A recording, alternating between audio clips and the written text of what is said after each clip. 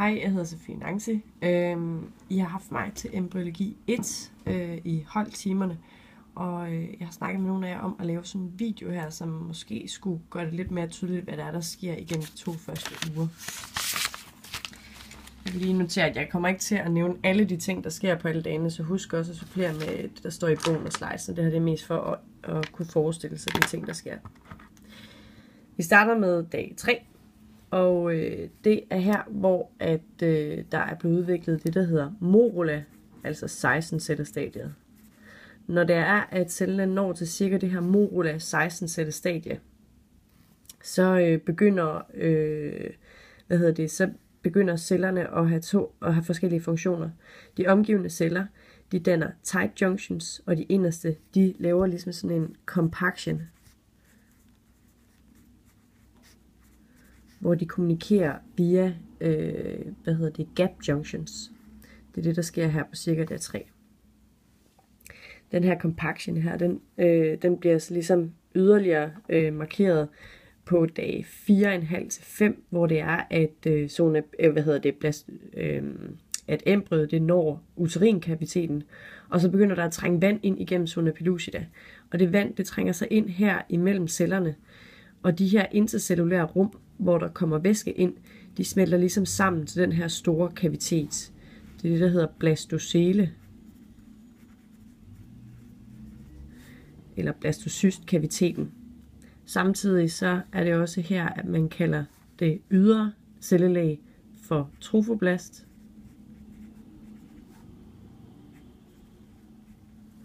og det indre cellelag, det er embryoblast.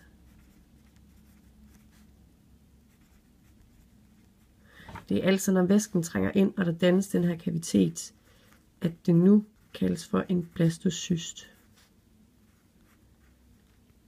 Omkring dag 5, det er så også der, hvor selve blastocysten ligesom klækker ud fra zona pellucida, det hedder hatching. På dag 6, jeg har tegnet det blå her, som er farven på endometriet.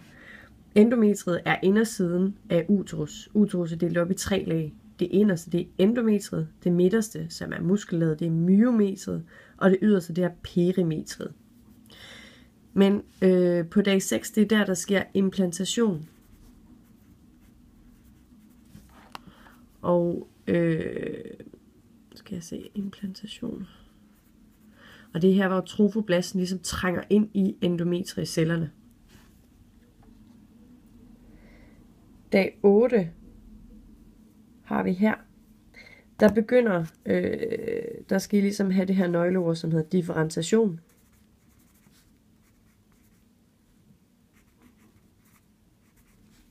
Differentiation. Fordi at vores 2 slags celler, trofoblasten og embryoblasten, bliver til yderligere hver 2 nye celler. Trofoblasten, den danner et indre lag, som hedder cytotrofoblast.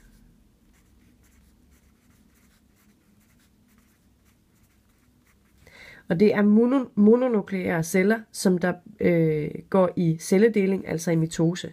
Og når de så ligesom deler sig, de celler her, så vandrer de ud i et ydre lag og danner et ydre lag, som ligger herude omkring. Det tegner vi mørkegrønt, så de grønne farver, det er det, som trofoblasten har differentieret sig til. Og det ydre lag her, det hedder syncytiotrofoblast.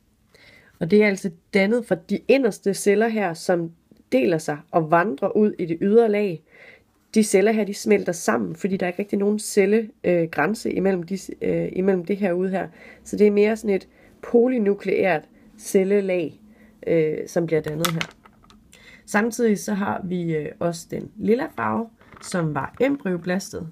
Og embryoblastet, det differentierer sig til 2 celler, først og fremmest imod blastocystkaviteten. Der bliver der dannet sådan nogle små kubiske celler. Og det er det, der hedder hypoblast.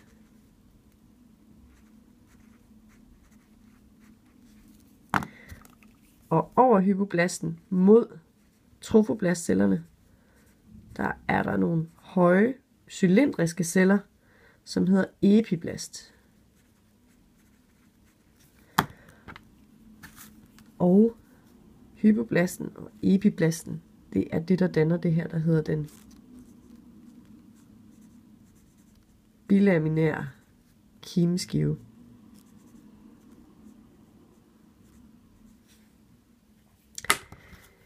De her, cylindriske epiblastceller, de danner inde i sig,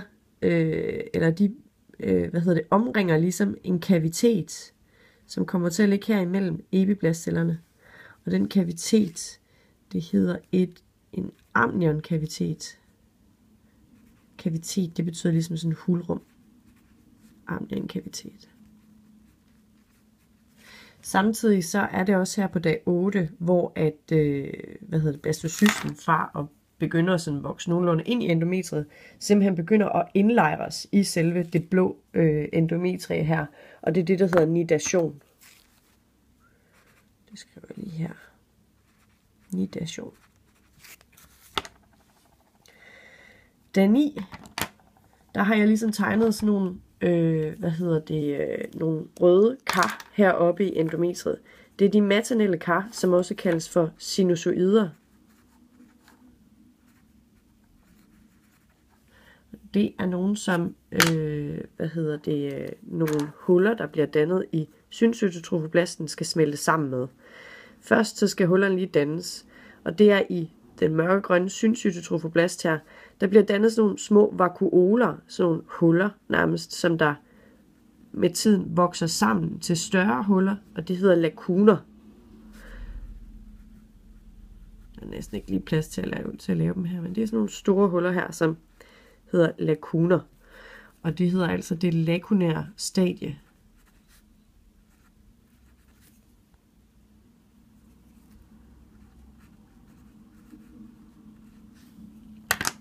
Samtidig så er der også lige lavet sådan en lille prop hernede. Det hedder fibrinkoagel. Koagel, det betyder størkne, så tænk på det som, at der er ligesom noget, der er vokset ind i selve endometriet, og nu skal den her defekt lukkes til af fibrinkoagelen, som I kan tænke på som en slags sår. Så har jeg også lavet, epiblasten og hypoblasten her. Men på dag 9, der begynder hypoblasten også at danne nogle flade celler. Og de ligger sig her på indersiden af cytotrofoblasten. Og de flade celler, de danner sådan en membran, som ligger her. Og den hedder Heusers membran.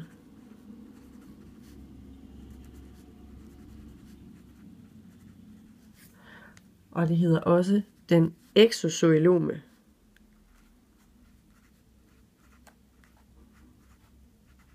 Membran. Langt ord her. Exozoilome membran. Den omgiver det, som hedder den primitive blommesæk.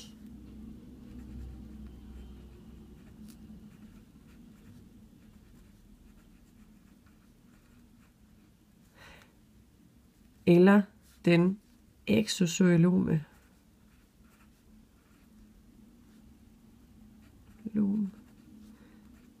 kavitet. Det er frit valg, om man vil kalde det ene eller det andet. Så vi har det lakunære stadie på dag 9. Der bliver dannet en Heusers membran, og der bliver dannet en primitiv blommesæk. Og så kommer der det her fibrinkoagel. På dag 11 til 12, der først og fremmest kan vi se på de her lakuner her. De har nu penetreret sinusoidernes kar, så de er smeltet sammen, og lakunerne er blevet fyldt med blod. Og det er det, der hedder det begyndelsen på det uteroplacentale kredsløb.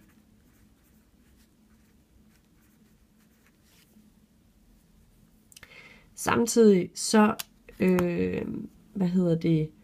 så kommer der noget bindevæv. Det er bindevæv dannet, som også stammer fra hypoblastcellerne her, eller fra blommesækkens celler faktisk, der danner sådan nogle celler, der danner bindevæv her, der ligger her rundt omkring. Det lyserøde her, det er altså et bindevæv. Og det ligger sig mellem højsosmembran og trofoblastcellerne. Og det ligger sig hele vejen rundt omkring her. Og det her, bindevæv, det hedder det ekstra embryonale, altså det uden om embryonet, det ekstra embryonale mesoderm.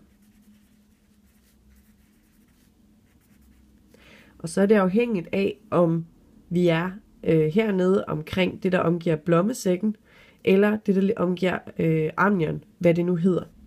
Hernede, der hedder det ekstra embryonale. Vi gør bare sådan, ekstra embryonale. Så hedder det splanknopleuriske.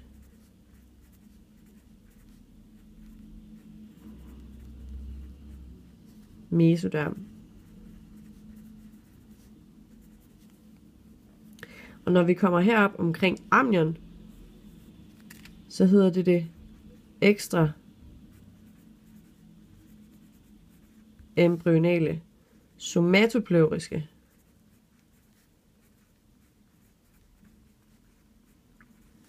Mesoderm. Yes, hedder det bare. Ja, og det kommer altså fra blommesækken, der begynder at danne nogle nye celler. Samtidig så i det her, bindevæv, der begynder der ligesom at komme sådan nogle huller, nogle bobler af en art. Og det er påbegyndelsen på det ekstra embryonale zoilom. Det skriver vi ikke lige, fordi det kommer senere henad. Men der begynder altså at danse nogle bobler i det her bindevæv omkring. Samtidig på dag 11-12, der er der begyndt næsten at være fuldstændig dækket til af epitelceller hen over det her fibrinkorrigal. Så der næsten er helt lukket for den her indvækst. Hvis vi går videre over til dag 13, så vil jeg starte med at tale om de her fingre, der ligesom bliver dannet. Det ligner fingre. Og det fingre, det betyder også vilje. Og der bliver dannet det her, der hedder primær stammevilje.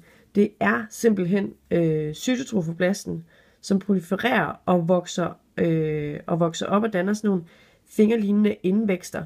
Og de vokser ligesom ind i det omgivende trofoblast. Så primær stammevilje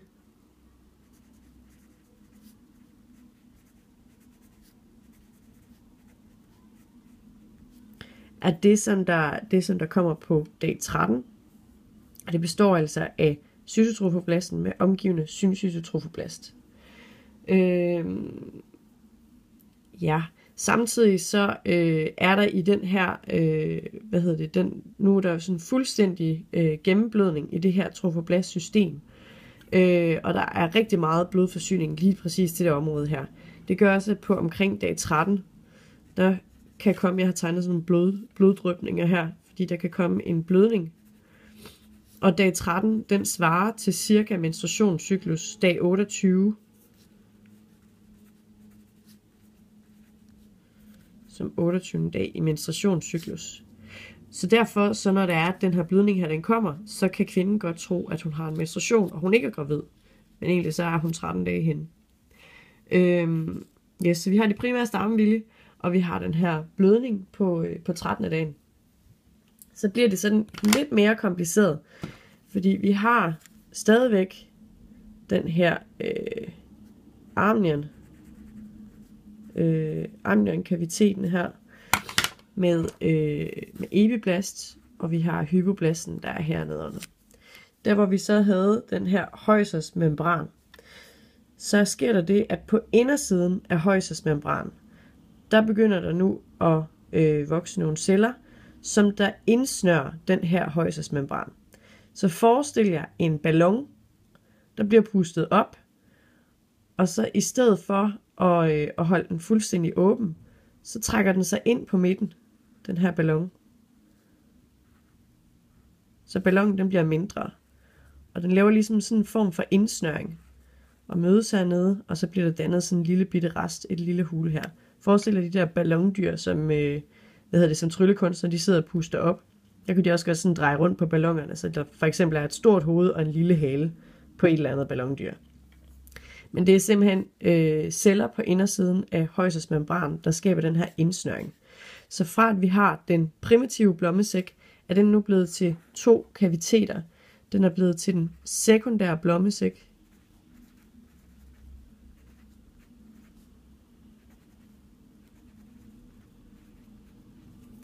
Og så er der sådan en lille rest af den primære blommesæk hernede, som hedder en exozoilom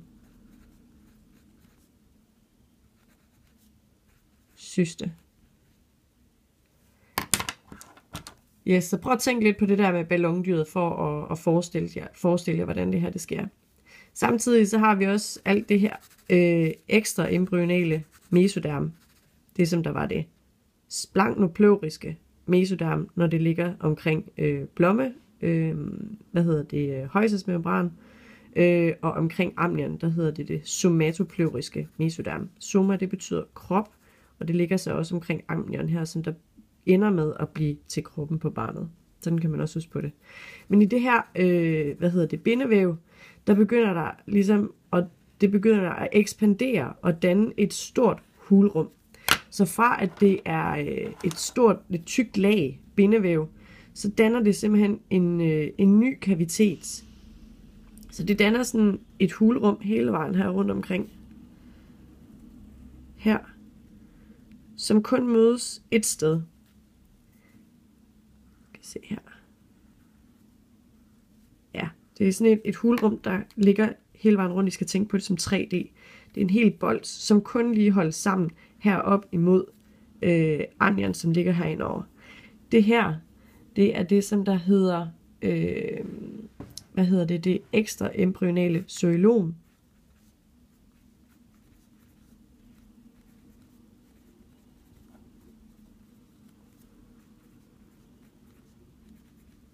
Eller chorionhulen.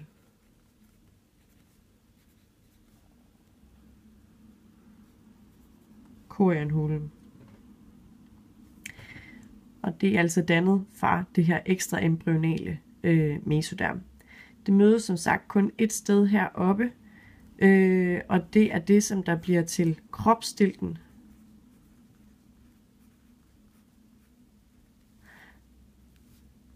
Som ender med at være barnets navlestreng, som også hedder chorda umbilicalis.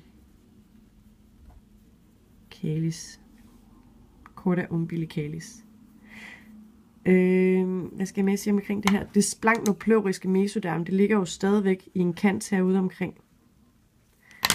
Og det hedder chorionpladen.